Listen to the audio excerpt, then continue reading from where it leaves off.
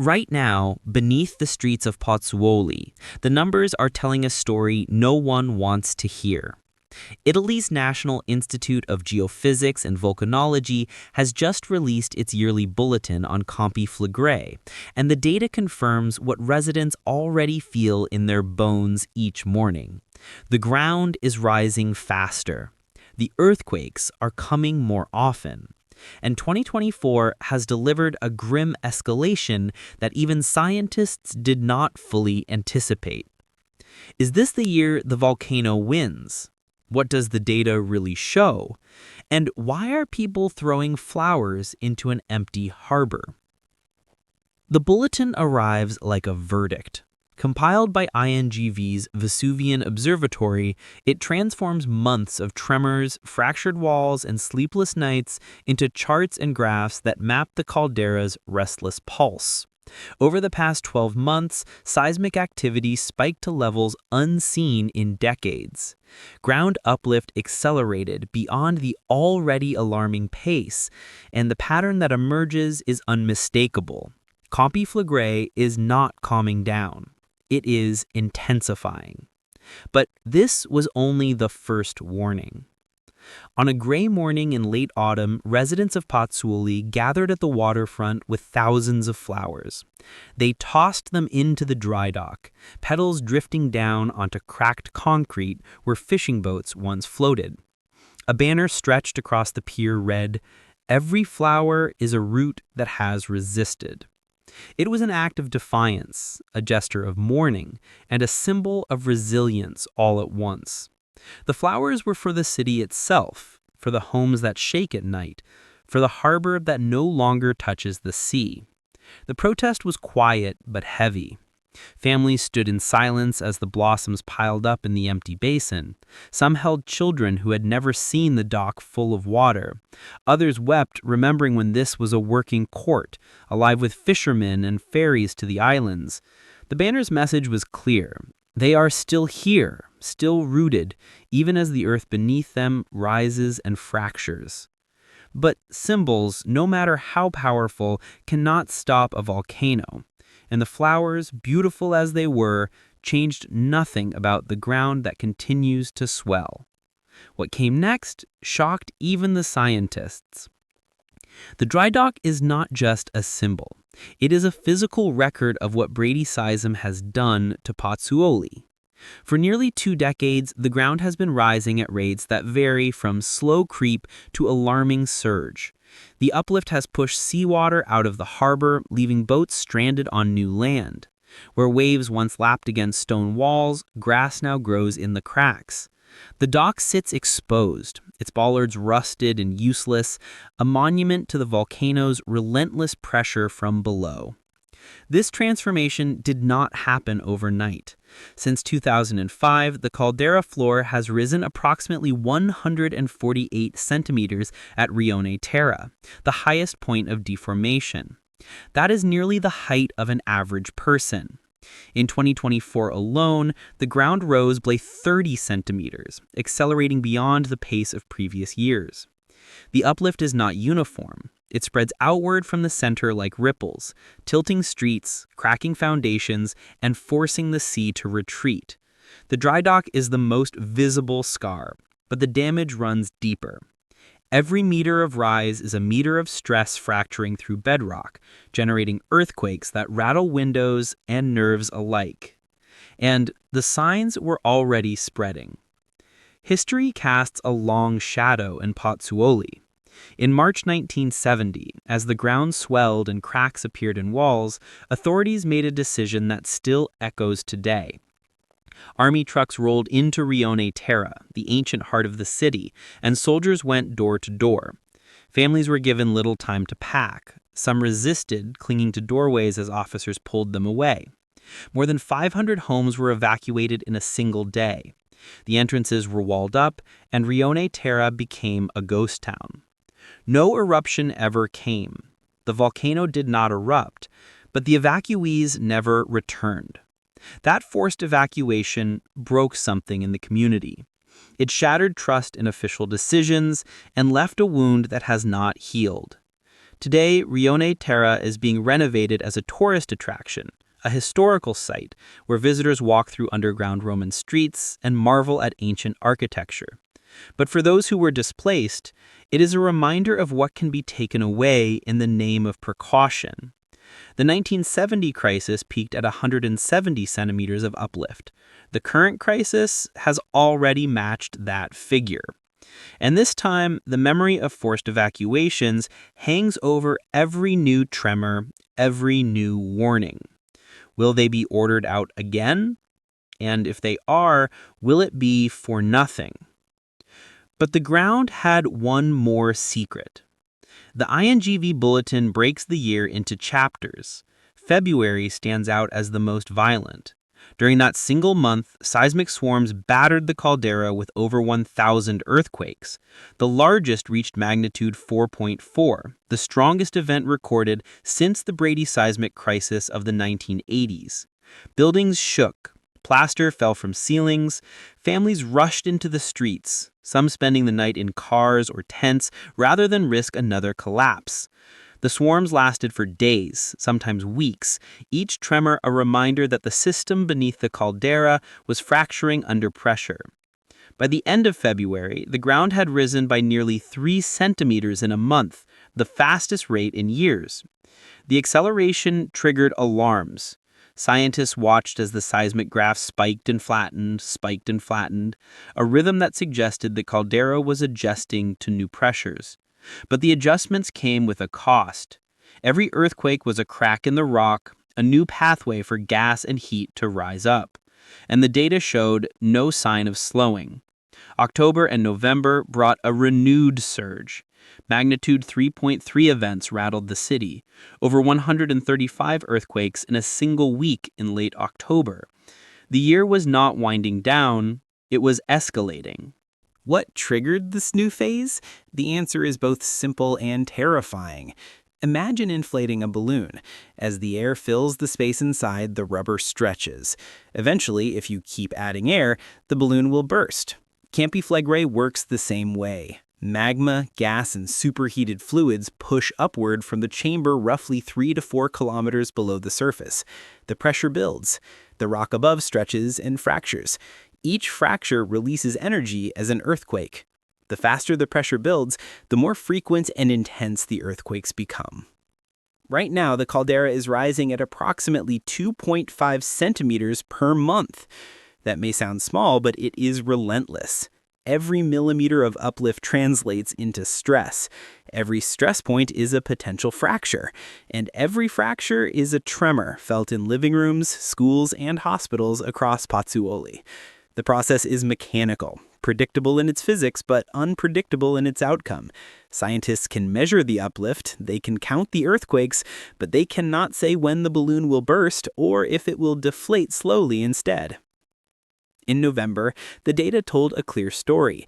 The caldera recorded over 200 earthquakes, the majority clustered around Pozzuoli and the Solfatara crater. The largest event reached magnitude 3.3, strong enough to crack walls and send families fleeing into the streets.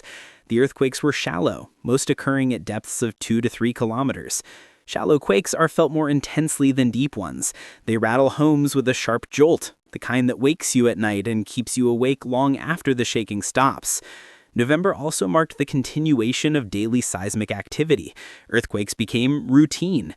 Not every day brought a magnitude 3 event, but almost every day brought something. A magnitude 1.5 here, a magnitude 2.2 there. The cumulative effect is exhausting. Residents no longer wait for the big one. They live with a constant hum of low-level tremors, a vibration that never fully stops. The INGV bulletin confirmed what people already knew. The volcano is not resting, it is active, restless, and unpredictable. But this was only the first warning. The timeline of ground uplift reveals a pattern of acceleration in stabilization, but never retreat. In early 2024, the uplift rate hovered around 1 centimeter per month, already above normal but manageable. Then February arrived. In a matter of weeks, the rate surged to nearly 3 centimeters per month, the fastest since the 1980s crisis. Scientists scrambled to understand the spike. Was magma rising? Were fluids migrating upward? The data suggested both. After March, the rate stabilized at around 1.5 to 2 centimeters per month, a slight slowdown, but still far above baseline. October brought another acceleration. By November, the rate had climbed back to 2.5 centimeters per month. The pattern is clear. The caldera is not deflating. It is rising, pausing, then rising again. Since 2005, the total uplift at Rione Terra has reached approximately 148 centimeters. That is nearly 5 feet of vertical movement in less than 2 decades. The last bradyseismic crisis in the 1980s reached 179 centimeters before deflating. The current crisis is approaching that threshold, and unlike the 1980s, there is no sign that the pressure is easing. What came next shocked even the scientists. At Solfatara and Pisciarelli, the fumaroles steam continuously. Gas vents hiss and bubble, releasing sulfur dioxide, carbon dioxide, and trace amounts of other volcanic gases. INGV monitors these emissions closely, tracking temperature and chemical composition for signs of deeper changes. The bulletin reports that temperatures have remained stable, hovering around 94 degrees Celsius. Geochemical parameters, too, show no significant deviation from long-term trends. On the surface, this sounds reassuring. Stable means no sudden changes, but stable does not mean safe. The readings are elevated compared to pre-2005 levels. The fumaroles are hotter, the gas output higher, the chemical signatures more consistent with deep hydrothermal activity. What scientists call stable is in fact a sustained state of heightened unrest. The system is in balance, but it is a balance under pressure. Any shift, any sudden increase in gas flow or temperature could signal a deeper change. For now, the yellow alert level remains in place. Yellow means sustained imbalance above baseline. It means heightened monitoring and increased readiness. It is not green, it is not normal, and it is not slowing down. And the signs were already spreading. Maria Rossi lives 3 blocks from Solfatara. Every morning she checks the walls of her apartment for new cracks. Some mornings there is nothing. Other mornings a thin line has appeared overnight, tracing down from the ceiling or splitting the plaster near the window. She marks each crack with a pencil, dating it, tracking how fast it grows. She says, "We watch from the balcony as steam curls up in the street, and every morning we check if the paint is blistering." Her family has spent over €6,000 on repairs in the past year. Heat-resistant paint, ventilation fans, ceiling fissures that reopen within weeks. Insurance companies refuse to cover the damage, citing volcanic exclusion clauses. Selling is not an option. Property values have collapsed. No one wants to buy a home that shakes at night. Maria's youngest child sleeps with a fan pointed at his bed because the outer wall radiates heat. The plaster feels warm to the touch, like a stove left on low. On bad nights, they move mattresses into the hallway, as far from the exterior walls as possible. Financial strain compounds the physical discomforts. Maria's husband works 2 jobs to cover the repairs. They have considered leaving, but where would they go? Family ties run deep here. Grandparents refuse to abandon the city. Friends insist the worst is over, that the volcano has always been restless. But Maria knows the truth. The volcano is not calming down. It is escalating. And every night, as she lies awake, listening for the next tremor, she wonders if tomorrow will be the day they are told to leave.